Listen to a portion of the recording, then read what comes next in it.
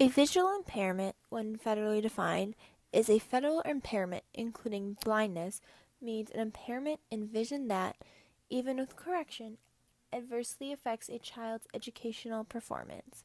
The term includes both partially sight and blindness. The three factors that impact visual impairments include degree of loss, age when lost, and type of loss. Common types of vision loss include myopia, also known as nearsightedness, hyperphoria, also known as farsightedness, antistigma, and amblyopia, also known as a lazy eye, all of which are conditions of the eye. Other vision loss include retinitis pigmentosa, otherwise known as progressive blindness, macular degeneration, which is a restricted central vision. All of these depend on the three factors that impact visual impairment. Having a visual impairment can greatly affect the development of a child, both cognitively, socially, emotionally, physically, and communicatively. The cognitive development of a child with a visual impairment is very different than that of a seeing child. Cognitively, they have a different reality because a person with a visual impairment doesn't have the ability to establish concept, defining attributes of objects. Conceptual tasks are also struggled with because they cannot see the objects they are working with. Socially, children cannot see body language, smiling, and other facial expressions, so they are missing visual cues that are commonly used with human nature. A child with visual impairments may also develop whining, anorexia, stomach aches, anxiety and tics, stubbornness, negativism, fighting, and lying, all emotional disturbances caused by occlusion of peers and the delay in physical sensory development. A child with physical impairments may develop physical delays, including delays in hand utilization, fine motor skills, and gross motor skills.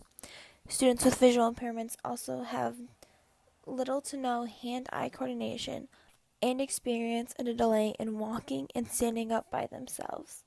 There is a delay because they need assistance, such as cues. In terms of communication, a person with a visual impairment tends to be more specific. Instead of saying, "put this here," a person with a visual impairment would say, "put this cup on the table next to the plate."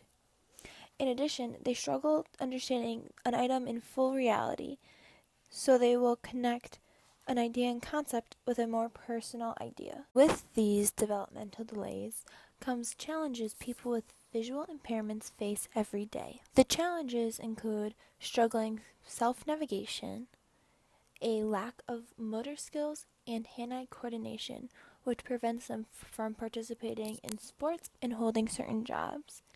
People with visual impairments also struggle to use technology without assistive technology.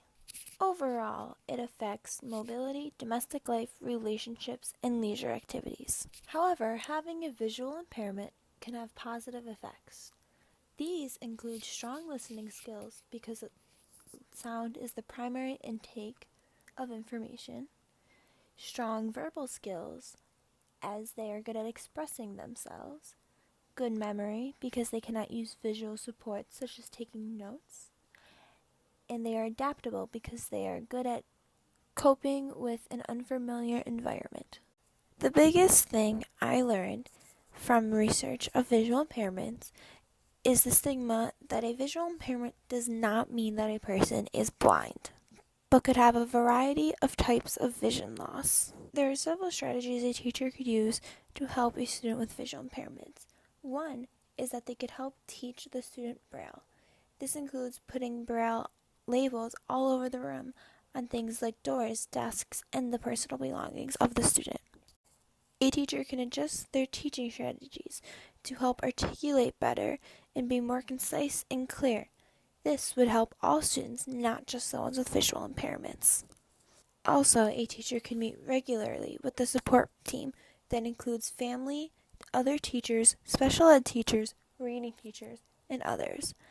This meeting could be to monitor the student's project progress as well as the assimilation into the school and social life. A teacher may need to help a student who has developed a visual impairment help support them because they may not be handling it in the best way. They may develop emotional disturbances. In Ryan Knighton's memoir, Cockeyed, he is diagnosed at the age of 18, long after he had lived a life with vision. He turned to alcohol to help him cope. As a teacher, you can help prevent this from happening by helping students cope the correct and healthy way. As a teacher, it is your job to create a positive learning environment for all students, including those with visual impairments.